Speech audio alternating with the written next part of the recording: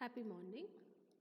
In this video, we are going to read and understand the poem Amanda by Robin Klein. Before I start the poem, let me tell you something about the poet. Robin McMorg Klein is an Australian author of books of children. She was born on 28 February 1938 in New South Wales, Australia. Some of her notable creations are Hating Alison Astley, Halfway Across the Galaxy and Turn Left, etc. She is widely considered one of Australia's most prolific and beloved authors. Now let's move on to the poem. Amanda by Robin Klein. Don't bite your nails, Amanda. Don't hunch your shoulders, Amanda. Stop that slouching and sit up straight, Amanda. There is a languid emerald sea, where the sole inhabitant is me, a marmot, drifting blissfully. Did you finish your homework, Amanda?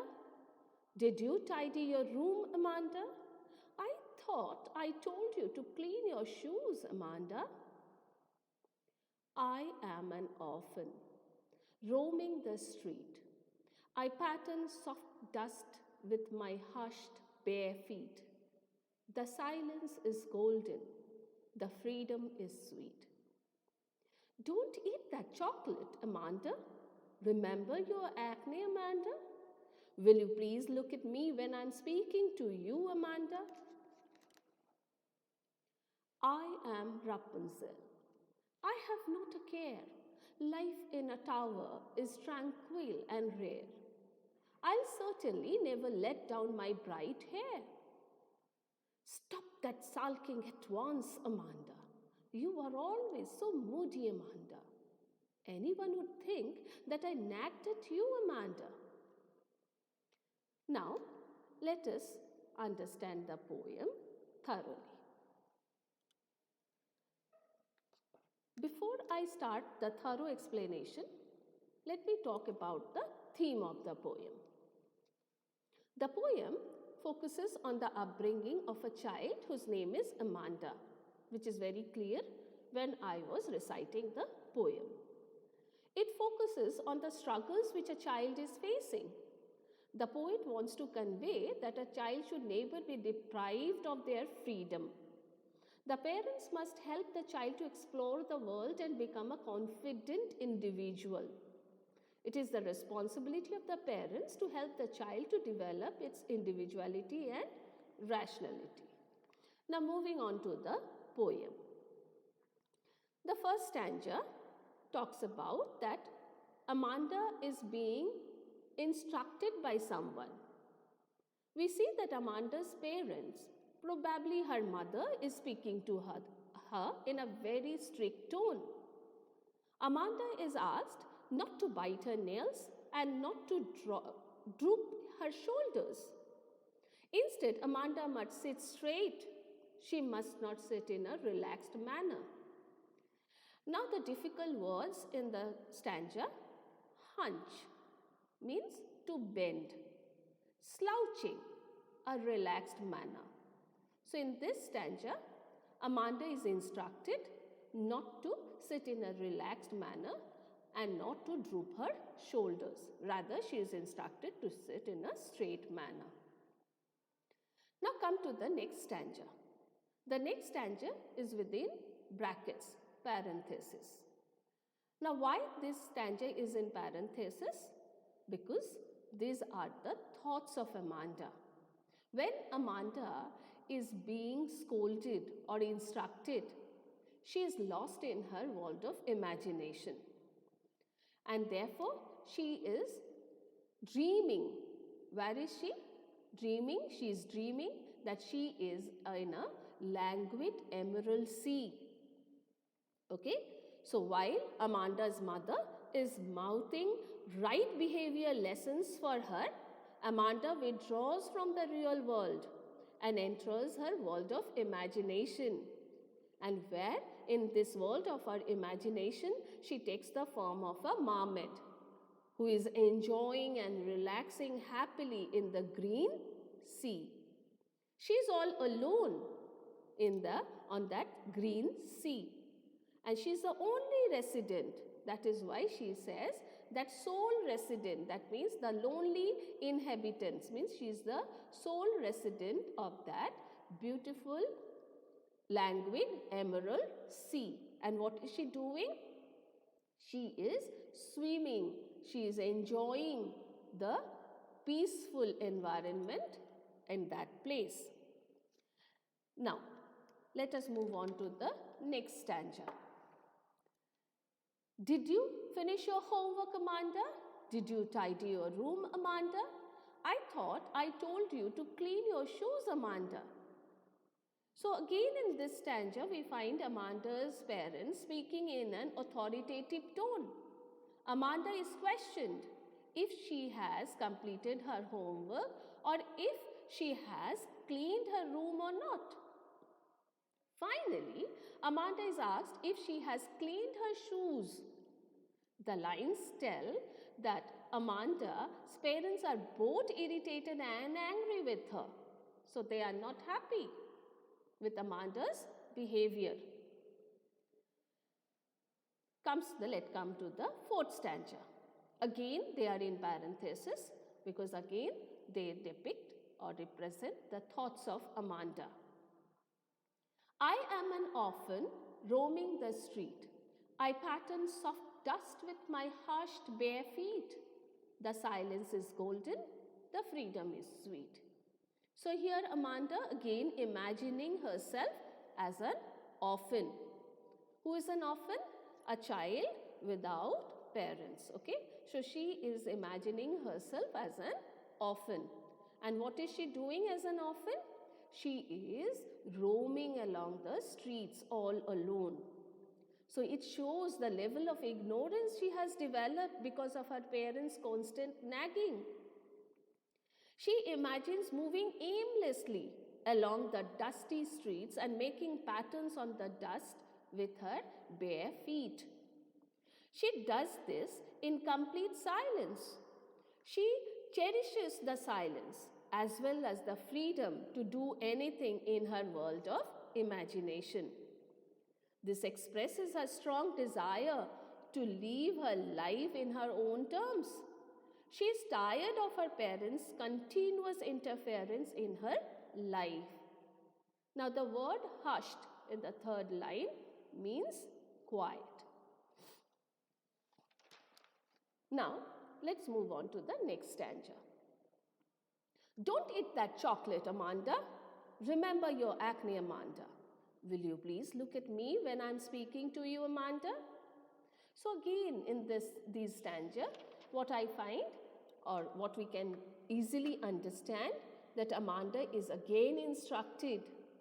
What is she is being instructed? She is instructed not to eat chocolates as she suffers from the problem of acne, that is pimples. Amanda is again asked to look at the speaker while she is speaking. Amanda is tired of the parents' advice and nagging and she wants to be left alone and she must not be looking at her parent, probably the mother, when she was speaking. So she is being instructed that Amanda should look at the speaker when she is speaking to her. Now let's move on to the next stanza. Again, see, the stanzas are in parenthesis because these again represent the thoughts of Amanda, thoughts of the little girl. What she is imagining? I am Rapunzel, I have not a care. Life in a tower is tranquil and rare. I'll certainly never let her down my bright hair. Now in these lines, Amanda imagines that she is now a fairy character. And who is this fairy character? She wants to be transformed into the fairy character of Rapunzel. Rapunzel is a beautiful girl with extraordinary long golden hair. This beautiful girl, Rapunzel, was captivated in a lonely tower by a witch. Rapunzel used to put down her hair from the windows of the tower to help the witch to climb up and down the tower. Amanda wishes that she wants to live a lonely life of Rapunzel in the isolated tower. She wishes that her stay in the tower will be without any care, without any worries. Care here refers to the worries, okay? It will be very peaceful, tranquil, peaceful, and rare. Rare here refers to uncommon, okay? She wants to live this uncommon and peaceful life in that lonely tower. And she thinks that she will never use her long hair to allow anybody to climb up the tower, lonely tower, and disturb her.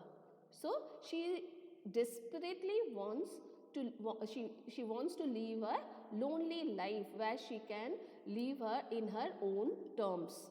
She's so tired of the parents' interference that she's desperately looking for a place where she could live her life happily according to her terms. Let's come to the final stanza. Stop that sulking at once, Amanda. You are always so moody, Amanda. Anyone would think that I nagged at you, Amanda. Again, Amanda is instructed to avoid sulking. The speaker considers Amanda to be moody. She tells Amanda that people will think that Amanda has become moody because she is being constantly nagged. So, here the word sulking means to be in a bad mood and nagged means harassed. So, the speaker, that is the parent or probably the mother, she tells that people will think that she nagged Amanda so much that Amanda has become very moody. Okay? So with this we come to the end of the explanation of the poem. Now let us come to the poetic devices used in the poem. First one, metaphor. Now what is metaphor? Metaphor is used when a comparison is made between two different things or ideas.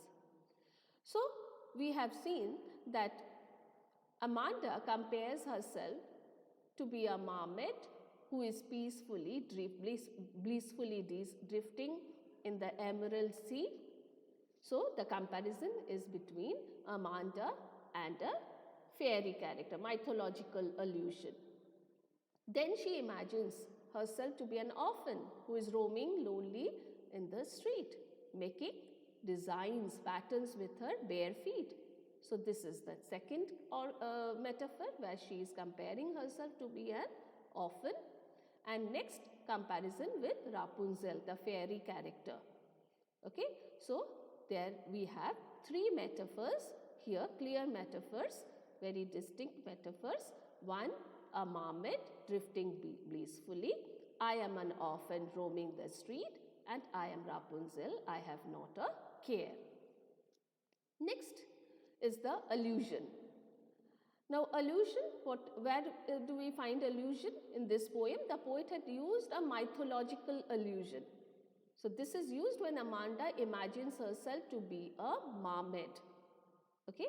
Marmot is a mythological creature who has a body and head of a woman and a tail of a fish. Okay? Instead of legs, the lower part of the body of marmot is just like a fish. Okay? So allusion, here this comparison is an allusion. And what is an allusion? It is a brief and indirect reference to a person, event or thing. And here the reference is to the mythological character, that is of a marmot. Now the next is alliteration. Alliteration, the repetition of consonant sound. Okay? So we have the use of alliteration in this line. Stop that slouching and sit up straight. So stop slouching, sit straight. So the repeated use of the S sound. Okay? Life in a tower is tranquil and rare. So tower and tranquil, repetition of T sound. So these are examples of alliteration. I hope I have explained the poem thoroughly and you must have enjoyed the poem. Thank you.